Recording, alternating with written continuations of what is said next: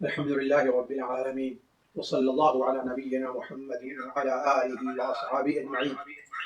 عن أبي حميد أو عن أبي أسيد رضي الله عنهما قال رسول الله صلى الله عليه وسلم: إذا دخل أحدكم المسجد فليقل اللهم افتح لي أبواب رحمتك، وإذا خرج فليقل اللهم إني أسألك من فضلك. رواه مسلم وأبو داود والنسائی وابن ماجہ وغیرہما. ساتھیوں، پچھلی مجلس ہماری آپ کی مسجد کی طرف اپنے گھر سے نکلنے سے متعلق تھی کہ جب بندہ اپنے گھر سے مسجد کی طرف نکلے تو اسے کون سی دعا پڑھنی چاہیے، جو آپ کے سامنے رکھی گئی اللہم اجعل فی قلبی نورا، آخر تک وہ دعا آپ لوگوں نے سنی ہے. آج کی مجلس ان دعاؤں سے متعلق ہے جو مسجد میں داخلے اور مسجد سے نکلنے سے متعلق ہے. اس لیے کہ انسان گھر سے نکلا ہے مسجد جانے کے لیے، تو جیسا کہ آپ لوگوں کو معلوم ہے کہ مسجد روئے زمین میں سب سے قابل احترام اگر کوئی جگہ ہے تو وہ مسجد ہے. اس روئے زمین پر اگر اللہ تبارک و تعالیٰ کو سب سے محبوب اگر کوئی جگہ ہے تو وہ مسجد ہے. اللہ تبارک و تعالیٰ کے نزدیک مسجد کی وہ اہمیت ہے کہ کوئی شخص اگر مسجد کو آ رہا ہے تو گویا اللہ تبارک و تعالیٰ کی مہمانی کے اندر وہ آ رہا ہے. جو شخص مسجد کی طرف آ رہا ہے یا مسجد کو اپنا گھر بنا لے رہا ہے تو گویا وہ اپنے آپ کو اللہ تبارک و تعالیٰ کی ضمانت میں دے رہا ہے. جو شخص مسجد کو اپنا گھر بنا لے رہا ہے گویا وہ اپنے آپ کو دنیا کے فتنوں اور فساد سے اپنے آپ کو محفوظ کر لے رہا ہے.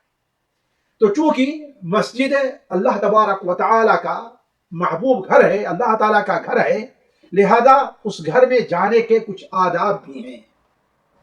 سب سے پہلا ادب یہ ہے کہ انسان جب مسجد میں داخل ہونا چاہے تو اپنے دائیں قدم کو آگے بڑھائے، دائیں پیر کو. اس لیے کہ حضرت انس بن مالک رضی اللہ تعالیٰ عنہ کی روایت ہے کہ من السنہ، سنت کا یہ طریقہ ہے کہ بندہ جب مسجد میں داخل ہو تو اپنے دائیں قدم کو آگے بڑھائے. ویسے بھی بھائی عائشہ رضی اللہ تعالیٰ عنہ جو نبی کریم صلی اللہ علیہ وسلم کا معمول نقل کرتی ہیں کہ کان یحب التیمن فی تنعلہ وترجلہ وفی شأنہ کلہ. نبی کریم صلی اللہ علیہ وسلم ہر وہ کام جو سمجھیے کہ اچھائی کی نظر سے دیکھا جاتا ہے، اس کا احترام کیا جاتا ہے، اسے شرف بخشا جاتا ہے، ہر ایسے کام کو آپ صلی اللہ علیہ وسلم دائیں طرف سے شروع کرتے تھے. تو چونکہ مسجد بھی ایک مبارک کام ہے تو آپ صلی اللہ علیہ وسلم کے معمول کے مطابق گویا کہ مسجد میں بندہ داخل ہو تو اپنے دائیں قدم کو داخل کرے.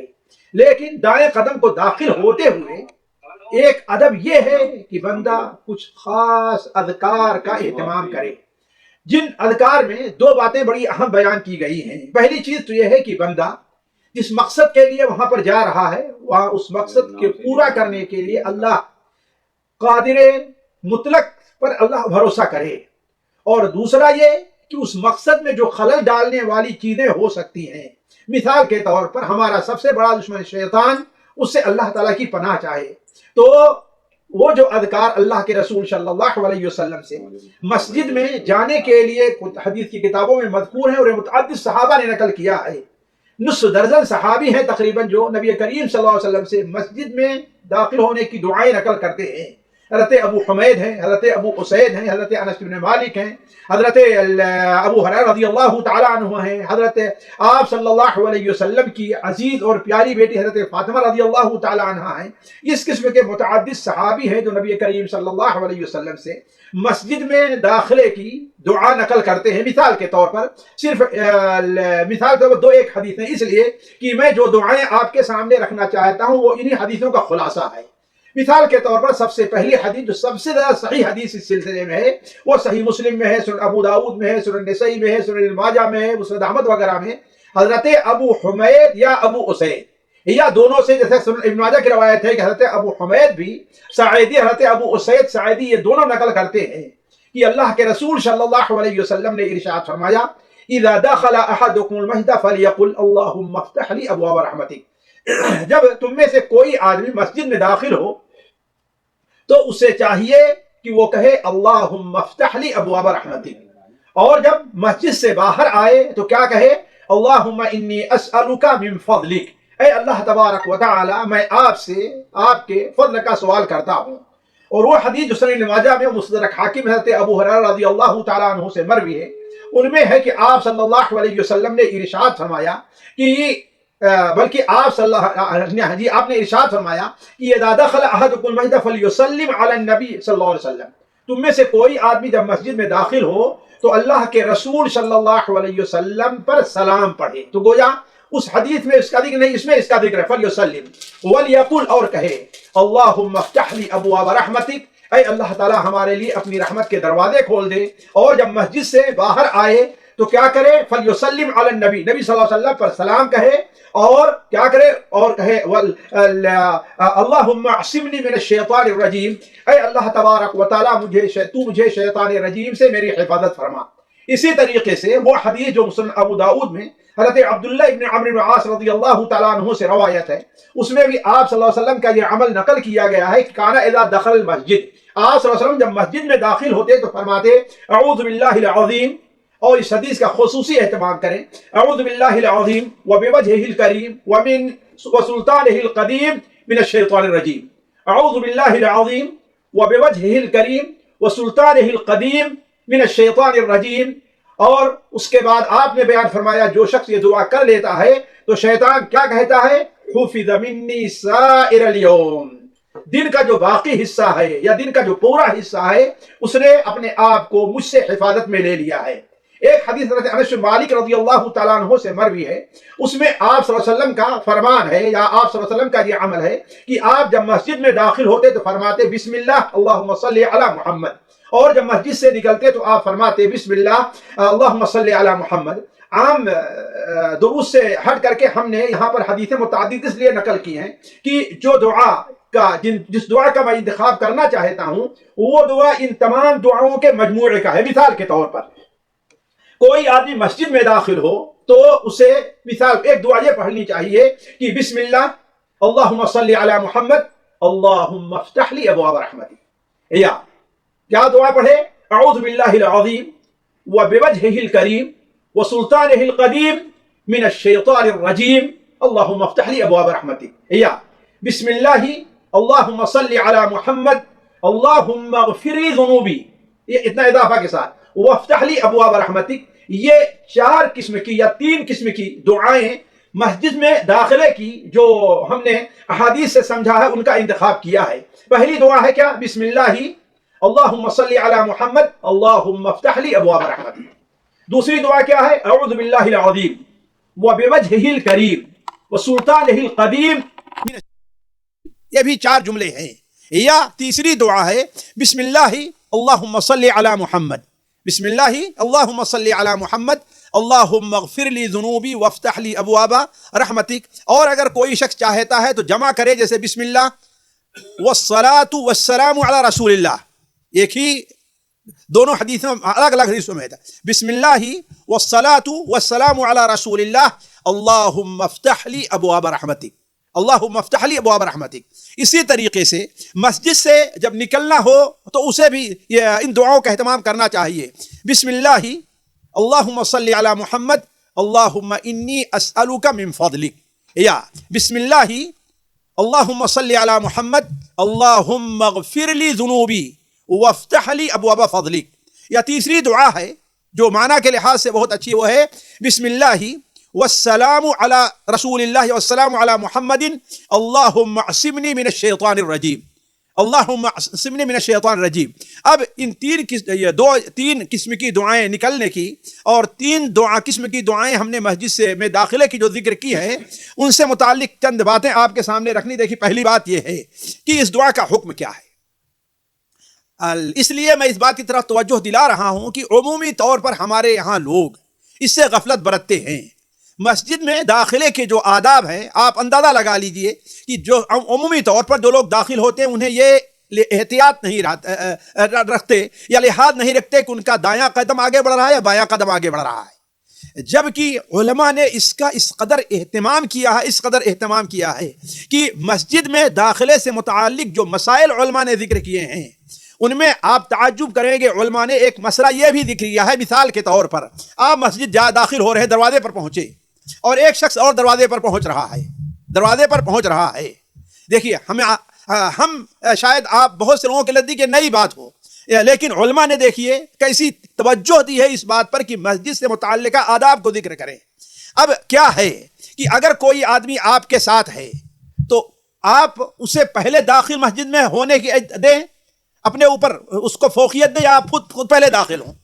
ہر آدمی ہم میں سے ہی کہے گا ارے کوئی مسلمان بھائی ہے، خاص طور پر اس سے عمر میں بڑا ہے، اس کو پہلے داخل ہونے دے، جبکہ علماء نے یہاں پر ذکر کیا ہے کہ نہیں، چونکہ مسجد میں داخلہ ایک نیکی اور ایک عبادت ہے، مسجد میں داخلہ یہ اللہ تبارک و تعالیٰ کے فضل کی طرف ہے، لہذا اس پر کسی انسان کو اپنے اوپر مقدم نہیں رکھنا چاہیے، بلکہ انسان کوشش کرے خود پہلے داخل ہو، الا یہ کہ اس کا والد ہے، اس کا کوئی بڑا استاد ہے تو الگ مسئلہ ہے، لیکن عام حالات میں لوگ اس سلسلے میں بڑا زہد سے اور پرہیزگاری سے کام لیتے ہیں۔ ایک عام آدمی اس کو پہچانتے بھی نہیں ہو، وہ کہہ رہے آپ چلیے آگے، لیکن علماء نے کیا کہا ہے، چونکہ یہ آخرت دنیا کا معاملہ نہیں ہے، علماء نے ہمیشہ اس بات کو سامنے رکھا ہے کہ جو معاملات دین کے ہیں، اللہ تعالیٰ کے تقرب کے ہیں، اس میں انسان کو اپنے کو پہلے رکھنا چاہیے، اور وہ معاملات جو دنیاوی ہیں ان میں انسان کو دوسروں کو اپنے اوپر فوقیت دینی چاہیے۔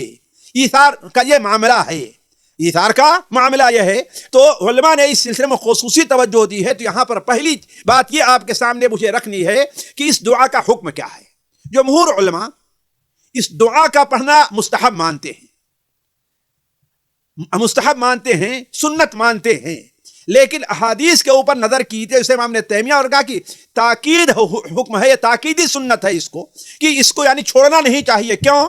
اس لیے کہ اولا نبی کریم صلی اللہ علیہ وسلم کا اس کے اوپر عمل رہا ہے، جیسے حضرت انس بن مالک ہیں، حضرت عبداللہ ابن عمر ہیں، حضرت فاطمہ رضی اللہ تعالی تو یہ آپ کا عمل نقل کرتے ہیں۔ اور دوسرے یہ ہے کہ آپ صلی اللہ علیہ وسلم نے ہمیں حکم بھی دیا ہے کہ ہم مسجد میں داخل ہو تو یہ کہیں فَلْيَقُلْ، وہ یہ کہے، تو گویا آپ کا حکم ہے۔ اسی لیے امام ابن حزم جو اپنے وقت کے ایک بہت بڑے امام ہیں، وہ یہ کہتے ہیں کہ مسجد میں داخلے کی دعا پڑھنا واجب ہے، اگر کوئی شخص دعا نہیں پڑھتا ہے تو وہ گنہگار ہوگا۔ یہ امام ابن حزم رحمہ اللہ نے اپنی کتاب المحلہ میں ذکر کیا ہے۔ تو گویا ہمیں اس بات کا اہتمام کرنا چاہیے کہ مسجد میں داخل ہوتے ہمیں یہ دعا چھوڑنی نہیں چاہیے۔ اگر ہمیں صرف مختصر سی دعا یاد رہے جو صحیح مسلم میں وارد ہے کہ اللہم افتح لی ابواب رحمتک، یہی اتنی دعا یاد رہے، اور نکلنے کی دعا اللہم انی اسألک من فضلک، اور اگر اس سے پہلے جیسا کہ آپ کا حکم ہے اور فرمان ہے وہ یہ کہہ لے کہ بسم اللہ والصلاة والسلام علی رسول اللہ، بسم اللہ اللہم صلی علی محمد، یہ پڑھ لے اور کہے اللہم افتح لی ابواب رحمتک، تو یہ اچھی چیز ہے۔ میں یہ بات کیوں کہہ رہا ہوں؟ اس لیے کہ دیکھیے اس ذکر کی بڑی فضیلت، اور ہم اور آپ جیسا گنہگار، کمزور ایمان والا، اور اللہ تبارک و تعالیٰ کی رحمت کا ہر جگہ محتاج انسان، اور شیطان کے وسوسوں اور شیطان کے چکر میں پڑا ہوا انسان، وہ تو زیادہ حقدار ہے کہ اس دعا کا اہتمام کرے۔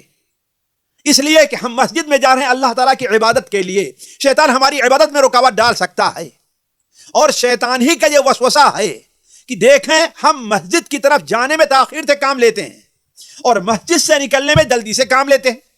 بلکہ یہ دیکھیے جو آدمی عموماً سب سے آخر میں مسجد میں جاتا ہے وہ سب سے پہلے نکلنے کی کوشش کرتا ہے۔ یہ کیوں؟ اس لیے یہ اس بات کی دلیل ہے کہ ہم شیطان کے وسوسے اور شیطان کے ورغلانے میں آ چکے ہیں۔ تو چونکہ ہم کمزور ہیں لہذا ہمیں اللہ تبارک و تعالیٰ کی پناہ چاہیے کہ شیطان ہماری یہ بات کو خراب نہ کر سکے۔ اسی لیے سنن ابو داؤد کی جو روایت ہے کہ جب بندہ یہ کہہ لیتا ہے کہ اعوذ باللہ العظیم وبوجہہ الکریم وسلطانہ القدیم من الشیطان الرجیم، تو شیطان کہتا ہے حفظ منی سائر الیوم۔ اب یعنی اگر فجر کو یہ دعا پڑھ لی تو گویا دن کا جو باقی حصہ ہے شام تک ہمارے شر سے محفوظ رہ گیا ہے۔ ظہر میں پڑھ لے تو شیطان کا معنی یہ ہے کہ اگر ظہر اور فجر کے درمیان میں کوئی ایسا کام کیا کہ اس دعا کا اثر ختم ہو گیا ہے، اب ظہر میں پڑھ لیا تو گویا ظہر کے بعد وہ شیطان کے شر سے اگر وہ ایمان کے ساتھ، یقین کے ساتھ، اخلاص کے ساتھ پڑھ رہا ہے تو شیطان کے شر سے محفوظ رہے گا۔ ایسے دوسری نمازوں کو لے لیجیے۔ اب آتے ہیں مختصر طور پر جو ہے اس دعا کا جو مفہوم ہے، اس لیے کہ اصل جو یہ اس سلسلے کا رکھنے کا مقصد جو ہے وہ یہی ہے کہ ہم جو دعا ہم روزمرہ کی زندگی میں اپنی نماز میں یا ایسے مواقع پر پڑھتے ہیں اس کے مفہوم کو بھی تھوڑا ہم سمجھیں۔ تو دیکھیے اصل کیا ہے دعا، بسم اللہ اللہم صلی علی محمد وافتح لی ابواب رحمتک۔ بسم اللہ، جانتے ہیں کہ ایک مومن کا کوئی بھی ایسا کام نہیں ہے جو اللہ تعالیٰ کے نام سے شروع نہیں ہونا چاہیے۔ اسی لیے دیکھیے کھانا کھائیں تو بسم اللہ، کپڑا پہنے بسم اللہ، حتیٰ کہ آپ راستے میں آپ کو ٹھوکر لگے تو آپ کہیں بسم اللہ، گھر میں داخل ہو تو بسم اللہ، اسی طریقے سے مسجد میں داخل ہو تو بسم اللہ۔ اس کا فائدہ کیا ہوگا؟ اس کا فائدہ ساتھیوں دو ہوگا۔ پہلا فائدہ تو یہ ہوگا کہ اللہ تعالیٰ کا نام، خصوصاً اس میں اللہ بڑی برکت والا نام ہے۔ اللہ کے جتنے نام ہیں ان میں سے اتنی بڑی برکت والا نام کوئی دوسرا نام نہیں ہو سکتا۔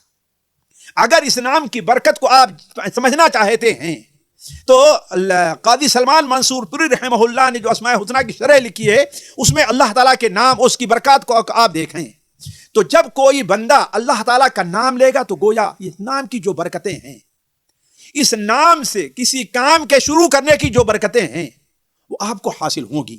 یہ مبارک نام ہے بسم اللہ، گویا شروع کر اللہ تعالیٰ کے نام سے۔ دوسری چیز، آپ کہہ رہے ہیں کہ بسم اللہ یعنی میں اللہ تعالیٰ کا نام لے کر داخل ہو رہا ہوں، معنی کیا ہے؟ گویا اللہ تبارک و تعالیٰ کی مدد ہمیں درکار ہے، ہمیں اللہ تبارک و تعالیٰ کا تعاون چاہیے۔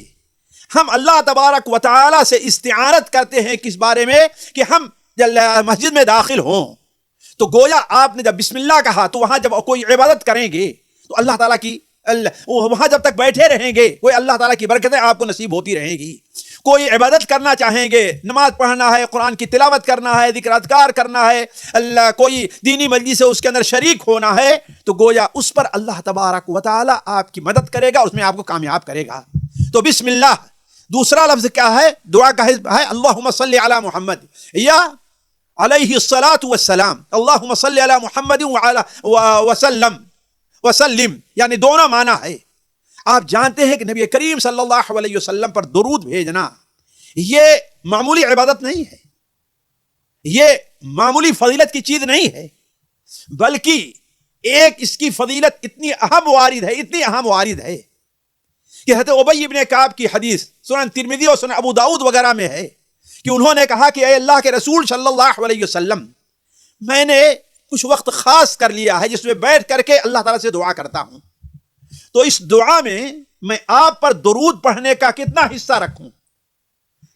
رکھوں میں؟ کیا 1/3؟ آپ نے کہا اچھا ہے، اگر اس سے نہ کرو گے تو اور بہتر ہوگا۔ کہا آدھا وقت اس آپ پر درود ہی میں گزار دوں، تو اللہ کے رسول نے فرمایا کہ وہ بھی اچھا ہے، اس سے کرو تو اور بہتر ہوگا۔ کہا 2/3، کہا کہ اچھا ہے، اس سے زیادہ کرو تو اور اچھا ہوگا۔ تو ابی ابن کعب نے کہا کہ تب تو جتنی دیر بیٹھ کر کے میں اللہ تعالیٰ سے دعا کرتا ہوں یہ پورا وقت آپ پر درود ہی میں صرف کروں گا۔ تو آپ نے کیا بیان فرمایا؟ اذن یکفی ہمک ویغفر ذنبک، تب تو تمہارے گناہ معاف کر دیے جائیں گے اور تمہاری تمام ہم پریشانی حاجات تمہاری پوری ہو جائیں گی۔ یہ فضیلت دیکھیے، گویا کہ اب کوئی بندہ نبی کریم صلی اللہ علیہ وسلم پر درود پڑھ کر کے مسجد میں جا رہا ہے تو گویا اللہ تبارک و تعالی اس کی دعائیں قبول کرے گا، اللہ تعالیٰ اس کے اوپر اپنی رحمتیں نازل کرے گا، اللہ تعالیٰ فتنوں سے، مشکلات سے، پریشانیوں سے اس کو بچائے گا۔ اسی لیے علماء نے جیسے ابن القیم رحمہ اللہ نے جن جگہوں میں درود پڑھنا تاکیدی قرار دیا ہے ان میں سے ایک جگہ مسجد میں داخل ہونا اور مسجد سے نکلنا بھی ہے۔ تیسرا لفظ آیا ہے اس میں اللہم اغفر لی ذنوبی، اے اللہ تبارک و تعالیٰ تو میرے گناہوں کو معاف کر دے۔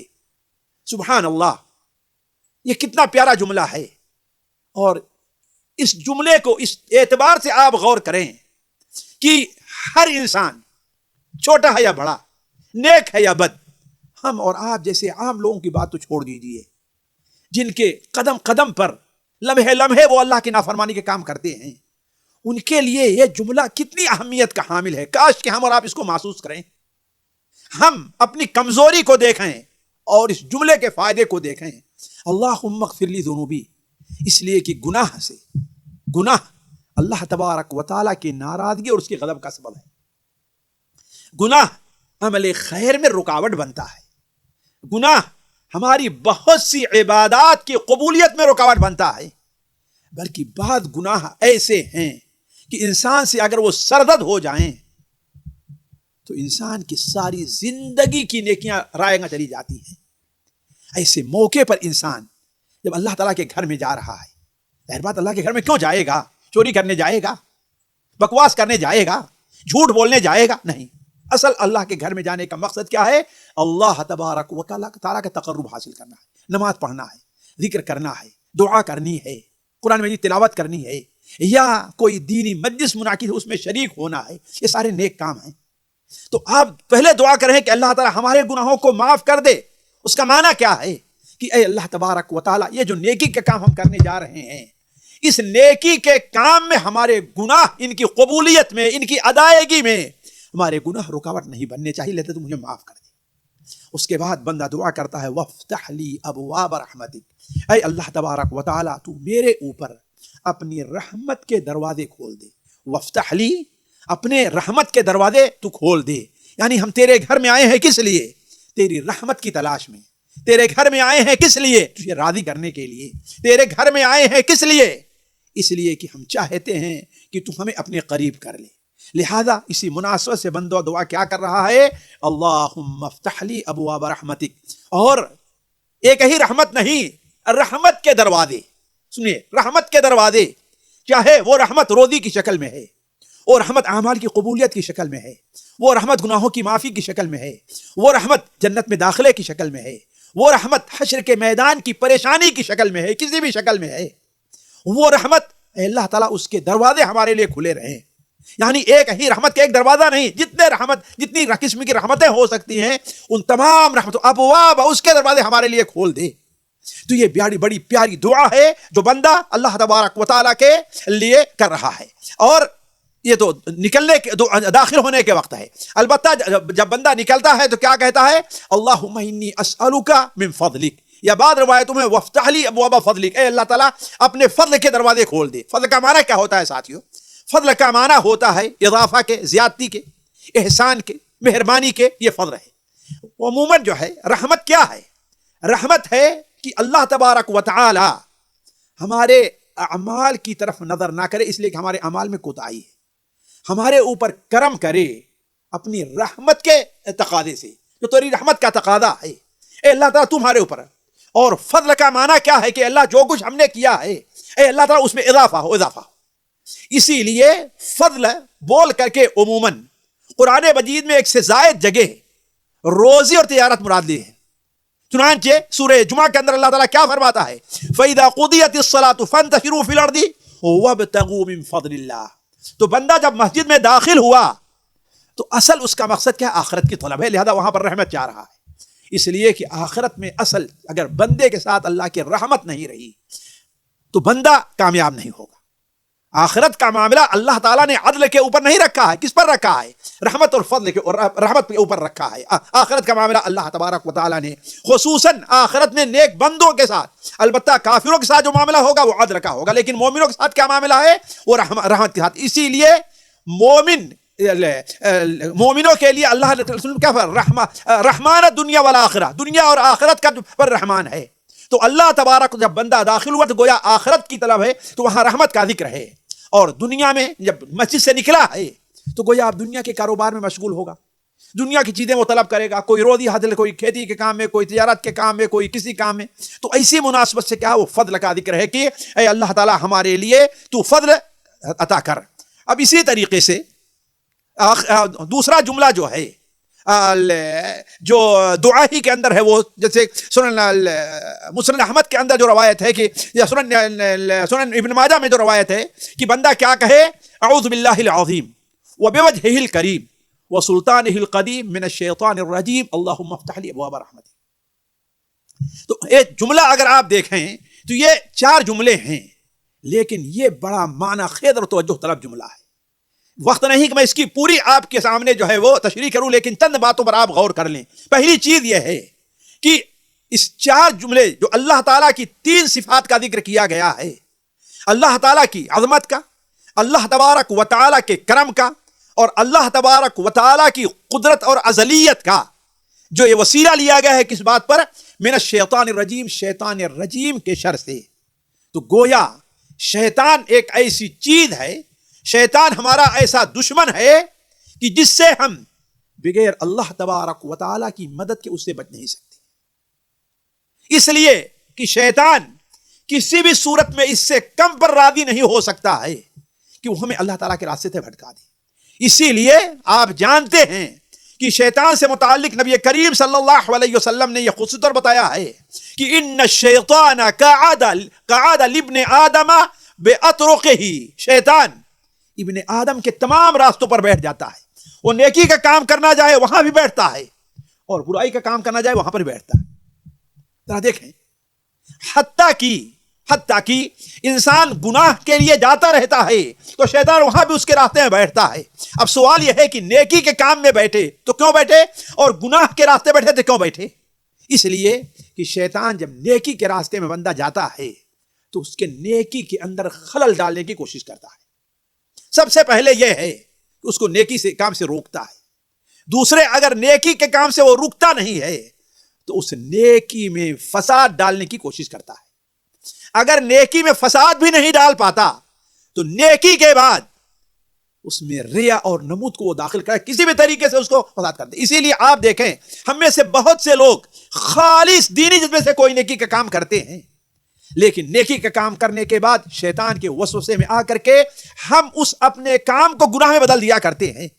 مثال کے طور پر ایک شخص ہے، آپ کے سامنے ہاتھ پھیلایا اور آپ نے محبت کے نیکی کی سے آپ نے کچھ پیسے دے دیا، یہ کامیاب ہو گئے. اس میں آپ شیطان نے آپ کو روکنا چاہا کہ ارے یہ آپ کا خط میں کمی آ جائے گی، یہ ہے وہ ہے، ارے ہو سکتا ہے یہ پیشہ ور ہو، بہت سے وسوسے ڈالتا ہے شیطان.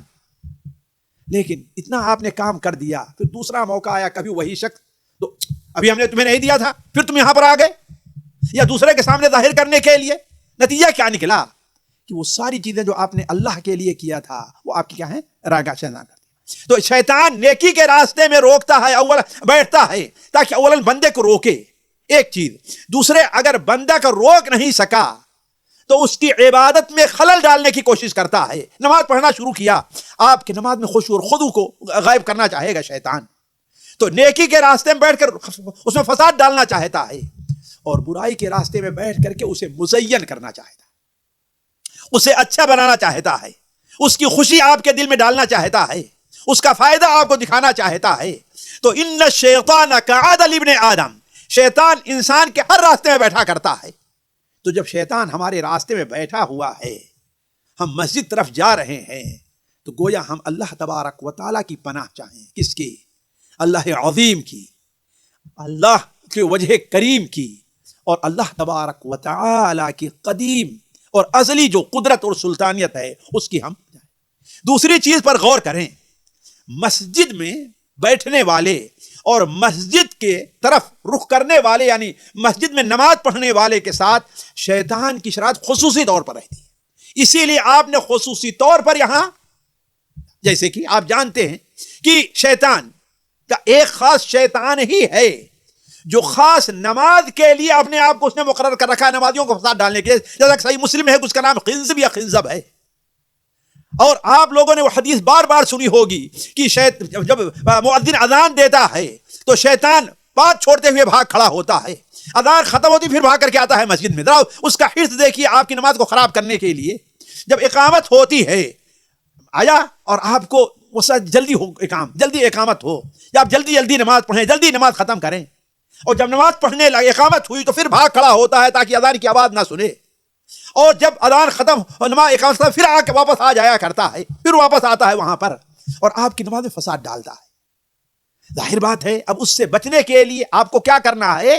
اللہ تعالیٰ کی مدد. اسی لیے آپ جانتے ہیں حضرت وہ ثقفی صحابی شاید حضرت عبداللہ سفیان بن عبداللہ رضی اللہ تعالیٰ عنہ، انہوں نے نبی کریم صلی اللہ علیہ وسلم سے شکایت کی کہ صحیح مسلم کی روایت ہے کہ اللہ کے رسول، شیطان ہماری نماز کو خراب کر رہا ہے، حال بینی و بین صلاتی.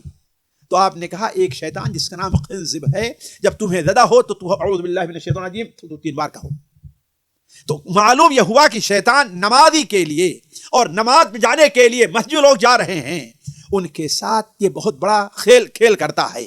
اور تیسری بات جو ہے ساتھیوں وہ یہ ہے کہ شیطان اللہ تبارک و تعالیٰ کے جو اسماء اور صفات ہیں ان ناموں کا وسیلہ لینا یہ دعا کی قبولیت کے اندر ایک معین مددگار بنتا ہے. اب باقی جو یہاں پر اسماء و صفات کے جو اللہ کے جو وسیلہ لیا گیا ہے ان کی شرح کو میں اگلے ہفتے کے لیے ٹالتا ہوں، اس لیے کہ وقت زیادہ ہو جائے گا اور بات زیادہ ذرا وضاحت نہیں کر پاؤں گا میں، اس لیے میں اسے اگلے ہفتے کے لیے ٹالتا ہوں. اللہ تعالیٰ سے دعا ہے کہ اللہ تعالیٰ ہمیں اور آپ کو اپنی عبادت، اپنے اذکار اور اپنی دعا کی توفیق عطا فرمائے، شیطان کے شر سے ہماری آپ کی حفاظت کرے. والسلام علیکم ورحمۃ اللہ وبرکاتہ. سامعین کرام، ہمارے علمی اور عوامی دروس اور سوال و جواب کی مجلسوں سے آپ خود بھی مستفید ہوں اور اپنے دوست و احباب کے ساتھ بھی شیئر کریں. عین ممکن ہے کہ آپ کے شیئر سے کسی کی اصلاح اور آپ کے لیے صدقہ جاریہ بن جائے. واٹس ایپ پر اسلامک میسج حاصل کرنے کے لیے نمبر نوٹ فرمائیں: یعقوب عزیز 00966 5089 59707.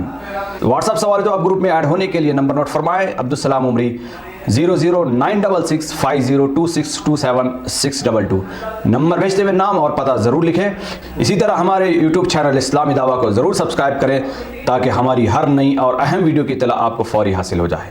تمام دروس، مقالات اور سوال و جواب سیریز کے لیے ہماری مشہور ویب سائٹ www.islamidawah.com کا مشاہدہ کرتے رہیں. السلام علیکم ورحمۃ اللہ وبرکاتہ.